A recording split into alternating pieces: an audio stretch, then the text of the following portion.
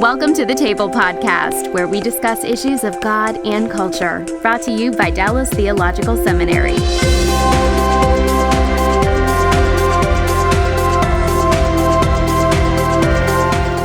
Welcome to the table where we discuss issues of God and culture. And today our topic is dealing with issues related to sexual abuse in the church. It's not a pleasant topic. It's a topic that has come on the radar screen more recently. And we intend in the hour we spend together to help prepare churches and leaders with the responsibilities and the awareness of what they need to do to make sure that their children are protected and that their church also is protected from a legal standpoint. So today we have Gregory Love, a lawyer who has worked in this area for some time. Thank you for being with us, Gregory. You're welcome. And Jay Sedwick, who is responsible for teaching in it used to be called Christian Education. It now has a new title that I don't even remember. Educational Ministries and Leadership. There you go. And works in the youth area primarily. And so we've brought these two gentlemen together to help us navigate this topic. Greg, how long have you been practicing law, and more particularly, how long have you been practicing in the area dealing with sexual abuse in the church? Well, as you might expect, I didn't go to school desiring to be a sexual abuse lawyer. Mm-hmm. I started practicing law in 1990. Probably in about 1995, 96, we started working on a matter involving the molestation of probably 20 to 25 children at a group home in Fort Worth. And the more we kept working on this matter, the larger this kept being. And it finally resolved for enough money that it got a lot of attention. Mm-hmm. And so we started getting calls from people all over the country to take a look at their fact patterns involving the molestation of children in an organization.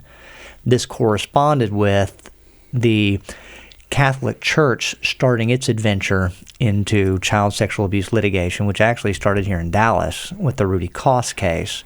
And so started getting a lot of calls about representing victims of priest abuse. Now, of course, Kim and I are in church leadership, which meant at that time we made the decision we're not going to be involved in litigating against the body of Christ. Mm-hmm. So what we did instead is made ourselves available to those number of entities, ministries, camps, nonprofits, schools, asking for instruction about how do we learn not to place our children at risk before it happens. In other words, how can we learn from Exhibit A so that we don't become Exhibit B? Mm-hmm. So not only were we litigating at that point, then we started moving into trying to help a lot of entities do prevention work.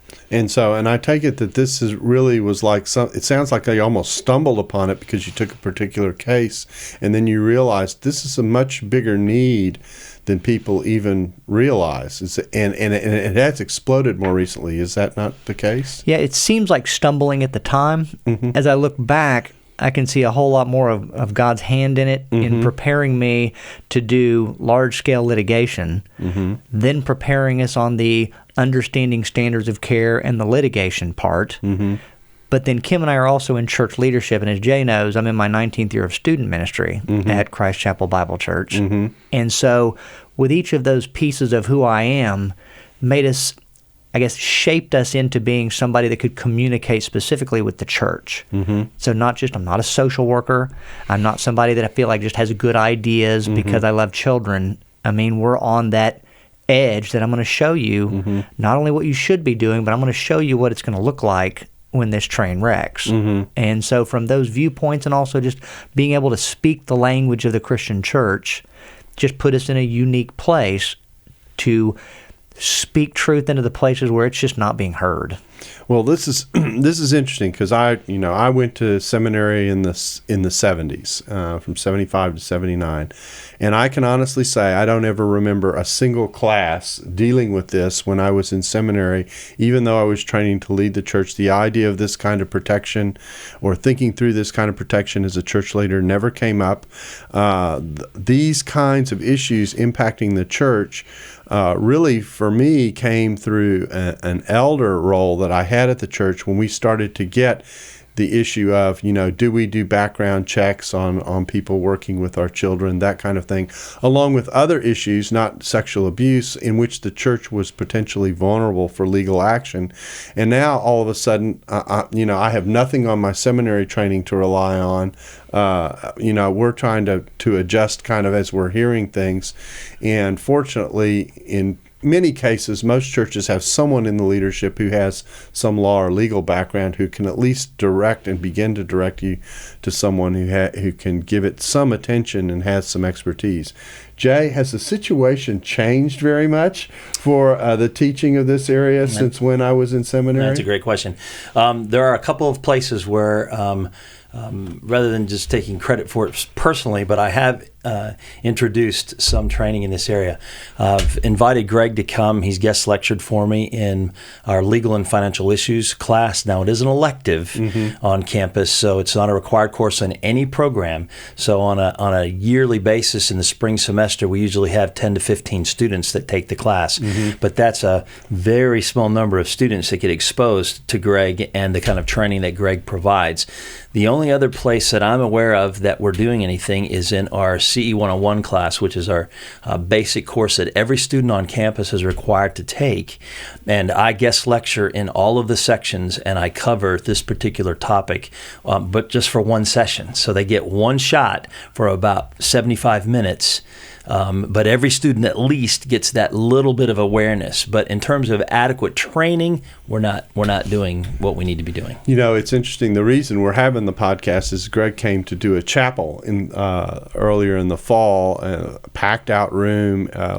Got to speak to all the students about this, and I'm sitting here listening to what he's doing and going, oh man, I can think of dozens and dozens and dozens of church communities that really need to hear what it is you have to share. So I really do appreciate you taking the time to come in and talk with us. And let's just dive right in.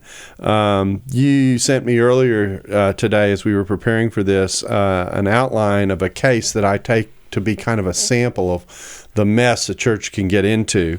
So why don't you walk us through that case as a sample of the types of things leaders do need to be concerned about? Okay, well, I break down most of the ways in which the church gets into the deep end of the pool into two large categories. One is, what do you do to get prepared? What systems do you have in place recognizing the risk and addressing it? And then a separate category on how do you respond once one of these things comes above the surface.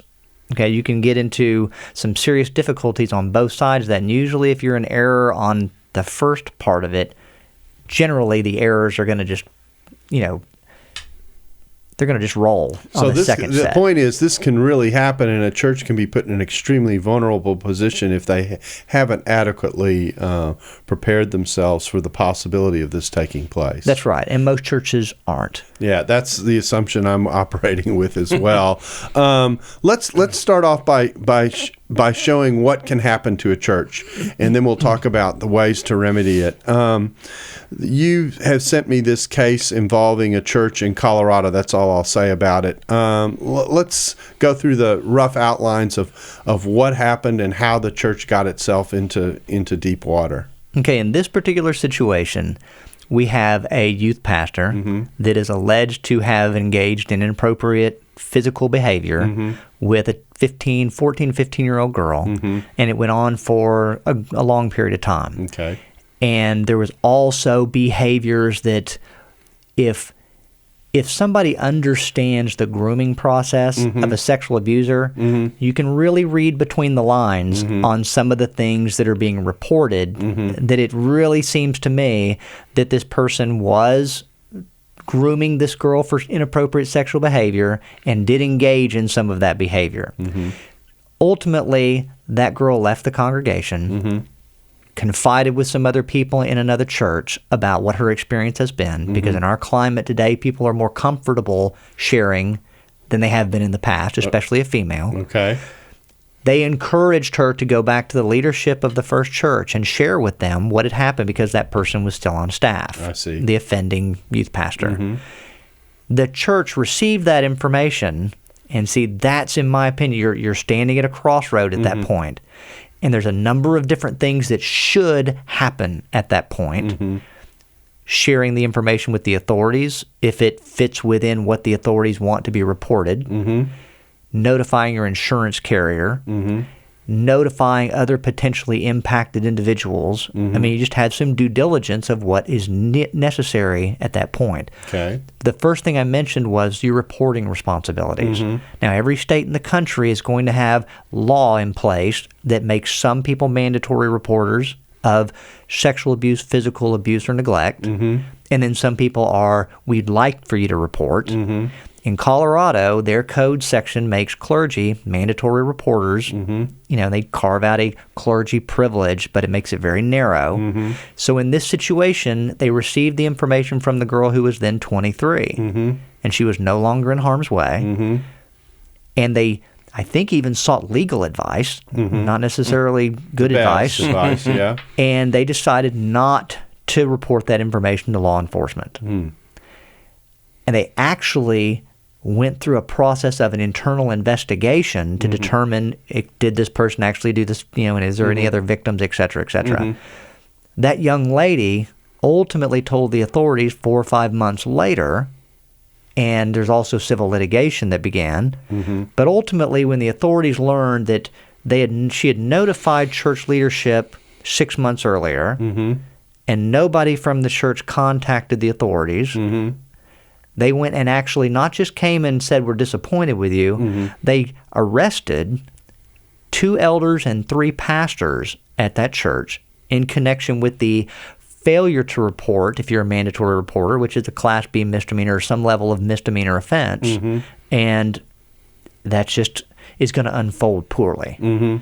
So at that point, when they got that information, they determined this is not something we're going to report to the authorities, and they didn't. And it had consequences. So both in one sense, the leadership, which involves both the pastor and elders, are responsible when a situation comes up in many states to report this, and failure to report is a violation of the law. That's right. Which is interesting because you have the act on the one hand, which precipitates all this, and then you have the response to the act, which itself puts you in a vulnerable position as well, so that you may think all you have to deal with is dealing with the act, but actually there's a whole responsibility that comes as a result of the act and knowing about it that you also have responsibility for. That's right. So it's important for a church to think through these things in advance, to put your systems in place that are going to protect the children, but also educate your people as to understanding who needs to get information that does come to your attention. In other words, we want to be communicating before someone's nude with a child. Right. We want you to understand what some of those grooming behaviors are, know who to share that information with, and leadership to have already thought through, when we receive this information, what do we do with it? Now, you could have that system in place and still have an allegation. I mean, it could still have something that can arise and then you ultimately need to respond to it. And so if you're not doing it well on this first section, chances are you're not going to do it well. Because you're going to be reacting. Because you don't have any understanding what the risk looks like. Right. And this is something you don't wing it and make these decisions. You hopefully have thought through it such that when it hits your radar, it's already got a clear instruction as to what needs to happen with that information. Okay. Now, my guess is that the churches that have given this at least a little bit of thought have probably set some policies in place, and they probably do a standard background check. And I think one of the things that hit us during the chapel was that kind of standard operating procedure, which I think you've nicknamed the American Way, which is a great name, by the way, isn't good enough. So why don't you go through what most churches do first, and then secondly, why that's not good enough? Okay. And part of the way I know what churches do is I do a lot of prevention work. I also do a lot of consulting. So when there's an allegation or when there's a train that's hopped the tracks, I'm going to come alongside leadership and try to help them evaluate what went wrong and how wrong is it. And ultimately, I'm going to be able to ask them for the information I need to potentially defend them, create media talking points to help them work with families that have victimized children. Just so in a number of different ways have the opportunity to ask people, what are you doing in your church, your school, your camp to protect children from abuse? And like you mentioned, the standard answer I'm going to get is we do criminal background checks. We have policies, which could mean a lot of different things to a lot of different people. Right. And they just move forward. But what they don't understand is what the grooming process looks like of a sexual abuser. And so when you get down into understanding the effectiveness of those two pieces, policies and a criminal background check, you start to realize I'm really doing very little, if anything, to protect the children in my care. First of all, because less than 10% of sexual abusers will ever encounter the criminal justice system, okay, which means even if your background check is working at 100% efficiency, which I promise you it's not, then more than 90% of those people that wish to hurt our children have nothing for you to find. So there's no real sieve going. There's no real sieve operating in a background check. Well, I've got to make sure that I don't err the other way Right. in sharing with people that, okay, this don't bother then. Yeah. Because if there's low-hanging fruit, we have to pick it. If it's Right. out there, we have to make a reasonable, reach for it. But what we need to do is make sure we understand the limitation of the criminal background check and not let that be a standalone system. So it's not enough is the point that you're making. Right. You need to do it, but it's not enough. Right. And one of the reasons you need to do it is that you do need to show that you've made some effort as a community to deal with this. Should you ever come into the situation, you're more exposed, if you will, if you've done nothing than if you've at least tried to do something. Is that fair? Right. What our community wants is the same thing our jury wants, is to know that you were reasonable. Okay, given your circumstances, did you do what was reasonable? And a criminal background check, it's starting to be revealed, by itself is not enough. And we have a situation in Florida where a Baptist, the Baptist Convention helped a church, a supporting church and a supporting association plant a church on the coast, not knowing that this person that they trained and financed to help plant this church had lost two pulpits, one in Maryland and one in Alabama, prior for sexual abuse of boys. Oh, wow. When he got down to that church, he ultimately sexually abused the church secretary's son. And of course, their defense was, we ran a criminal background check and there was nothing. But what they didn't do was the next step to check the references at the prior places where he had served, where they would have revealed to them that there were children that were abused. Okay, so now my point in sharing that with you is we're looking for what is reasonable. Okay, now reasonable is also associated in the law with called standard of care. Okay. And what is reasonable in 1975 is different than what's reasonable today. What is going to be reasonable 10 years from now is going to change yet again. Sometimes that's driven by legislation, licensure, different other things like litigation. So in this sense, when you talk about background checks, we have to do it because it's reasonable to do it, and we have to make a reasonable search for that information. Now, some of even our licensures for our churches that have daycare centers, things like that, it's required. That's right. Okay? So the youth camps required, Right. and it will continue to be required. But what we're seeing is there's a limitation to it. What juries are going to start to ask, like the jury in Florida, is what else should you have done that would have been reasonable for you to determine whether this person was a high risk, okay? And even some of the feedback from the lawyers for the Florida Baptist Convention where this is brand new law, but actually, no, it's not. It's application of existing law, just the culture is changing and is expecting more from us. So the standards, in one sense, have risen because of all the cases that have come up in the past, and so the old approaches, in some ways, are viewed as inadequate. It's just not enough. Yeah. And what our culture and our experts are starting to understand is there are limitations to the criminal background check, which is why in Texas we've seen a lot of changes in the law that's requiring sexual abuse awareness training. And that, in my opinion, is the key. So in other words, we have to teach people what this risk looks like, or how are you going to reduce that risk? So if you tell me we've got policies and procedures, Well, are your policies and procedures based upon the grooming process of a preferential offender? Because if they're not, what are you policying? What are you doing? What are you teaching your people to see? Because if you don't give them the eyes to see and ears to hear that which is risky, and if you don't understand what those things are so you can say in your policies and procedures what behavior is and is not appropriate amongst the children, then you really haven't accomplished anything. And you have your people moving blithely forward thinking everything is fine while sexual abuses are moving in your community because you can't recognize them. Okay, I'm going to come back to this, but I want to ask Jay a question, and it's this. Now, how should a church not approach the development of this awareness training? I think you have some experience in this regard to share with us.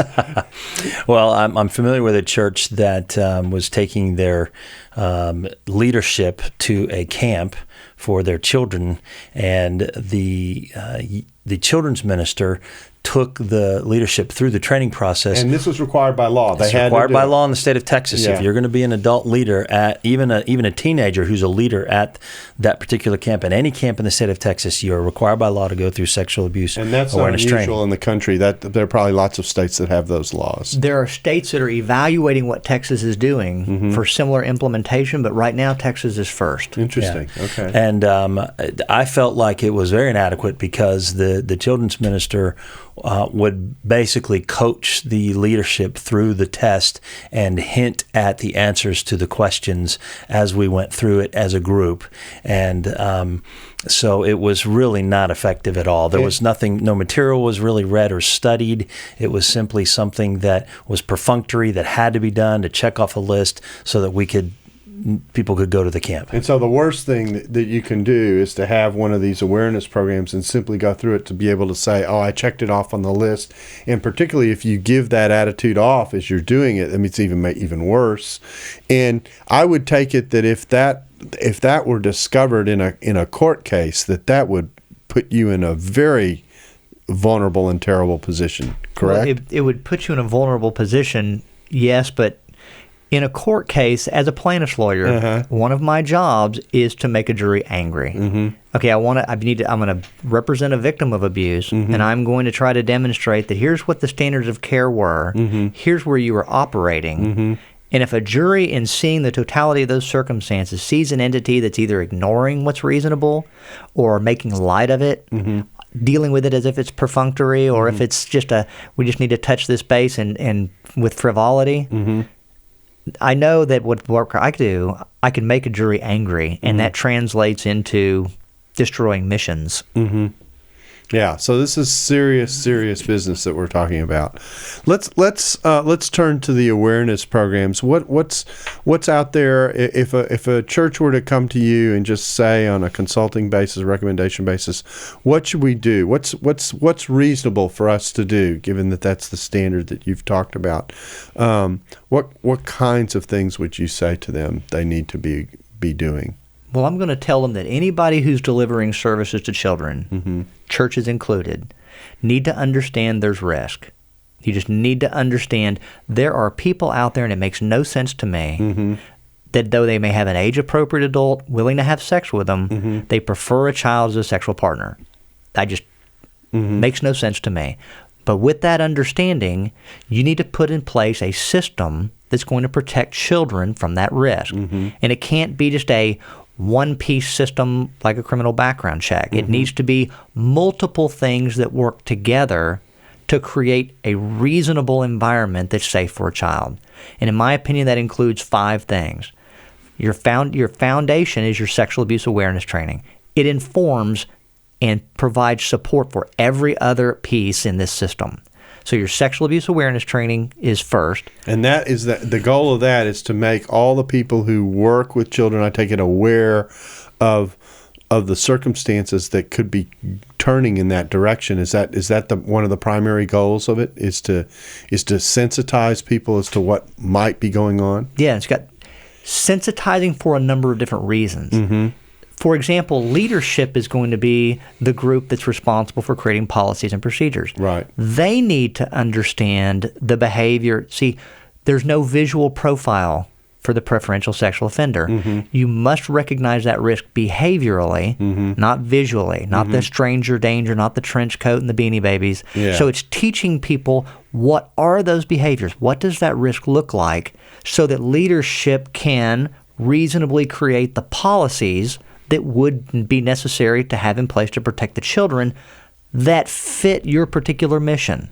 So a policy and procedure document, understanding the behaviors of the preferential offender for a school, is going to have some same core commonalities as the policy for a church and a camp, but it's going to be shaped to actually fit the types of programming that are delivered in each one of those types of entities. So a camp may have overnight elements. A school might have an athletics element. Church may have a domestic and foreign missions component. But it all has as its core the understanding of the behavior of the preferential sexual offender. And what I'm also hearing you say is that this training isn't just something that involves the people who are actually working with the children. It's got to involve the leadership as well. Right. It has to start with leadership. Because even if you train these people that are wearing your name tag as paid staff and even volunteers, they still operate within the framework that leadership creates.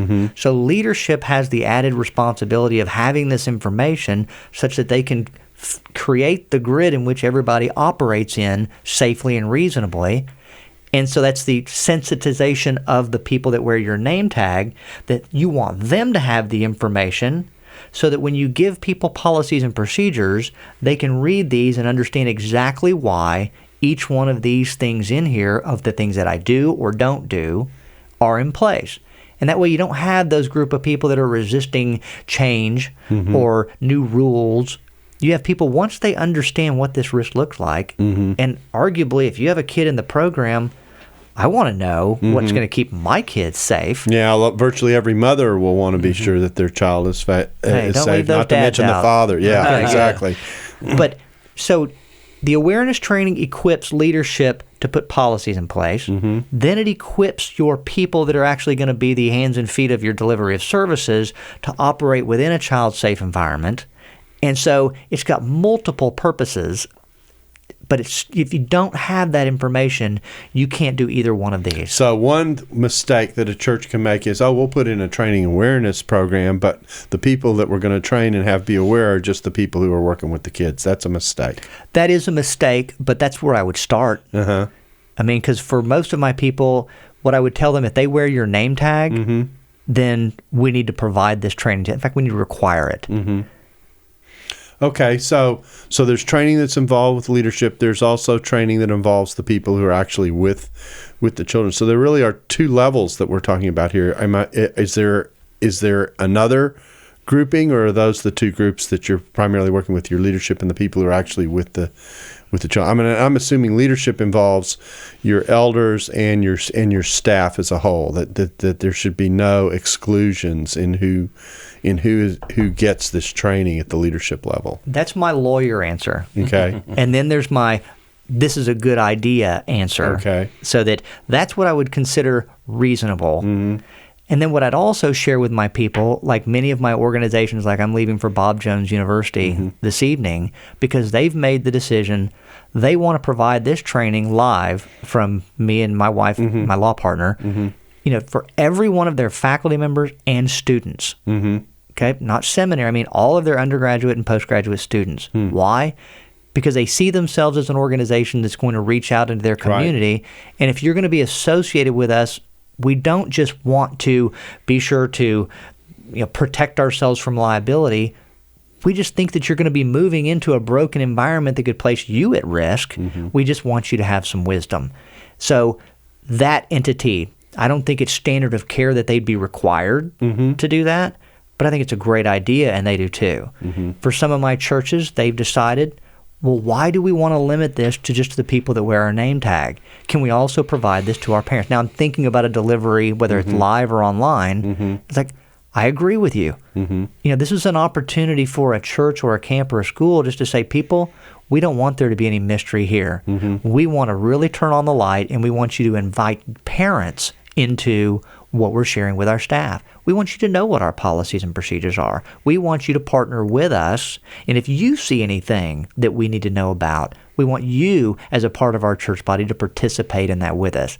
So they'll send training links to all of the parents associated with the program. So that's actually a third group in some ways, right? Right. Now, it's not required. It's not the lawyer's standard of care. Right.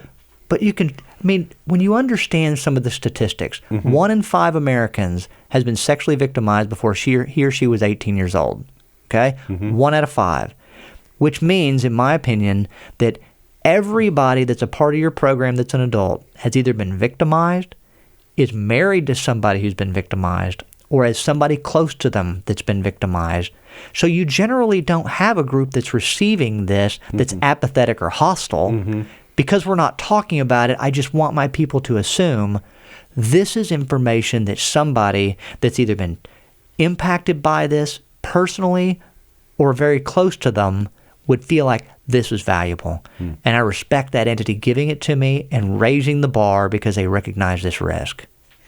Okay, so we've now identified 3 potential groups: leadership, the participants in the program themselves, people who are with the kids, and the parents. What does this training actually involve? What types of things should it cover?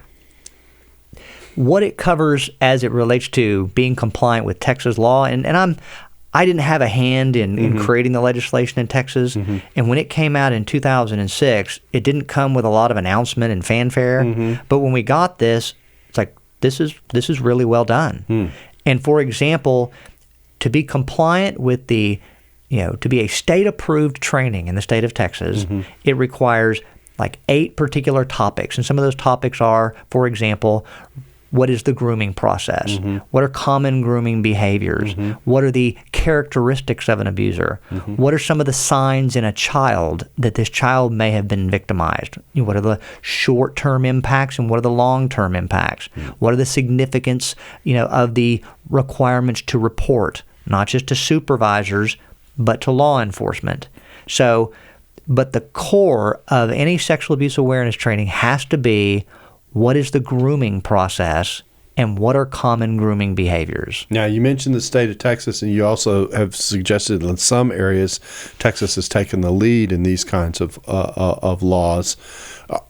Is this kind of training, requirement of this kind of training, common now across the country? Is it becoming more common? What's the status of where it sits before we actually take a look at what's involved within the material itself? Here's kind of, if you could get up and see like the weather patterns, here's how that change is occurring. Texas was first, and which is interesting because Texas is rarely first in doing things like this, right? But it was, and it was well done, and it was well written, and that was a requirement for mandatory sexual abuse awareness training, as Jay mentioned, for those people who are going to be adults participating or even teenagers participating in leadership at youth camps in Texas. But it also described as a requirement for day camps as well. And day camps is intentionally very broad in its definition, so that anytime you gather at least 5 children for 4 consecutive days between the hours of 7 a.m. and 10 p.m. for the purposes of education, athletics, recreation, or religion, they would call you a day camp. Does Vacation Bible School? That is describing a Vacation Bible School. Now, there's nothing in the code section that says Vacation Bible Schools need to go get licensed as day camps. But what I would share with my churches is, what the state of Texas has done is gathered experts in sexual abuse and children's programming, and they have opined that if you are gathering children in this type of way, there's a heightened risk of sexual abuse. And I agree. And to reduce that heightened risk, it's reasonable for you to have an administrator that has a background in child care, criminal background checks, and mandatory sexual abuse awareness training. All right, so I'm not telling my people the law says to go get licensed as a daycare or a day camp, but what I am telling you is you've had the experts in your state tell you when you engage in these types of activities, there's heightened risk. This is how you reduce the risk. So, use that information and go move forward. So a lot of churches also do daycare. So I take it daycare also fits in this or in a similar kind of way. So if a church has a daycare program that they offer, they are under similar kinds of requirements in terms of what they're asked to to do to protect children? I'd say up until 2011, it was me being persuasive to tell you, I think this is what it's telling you and this is a good idea. But see, in 2011, we had multiple pieces of legislation make additional changes in the state of Texas.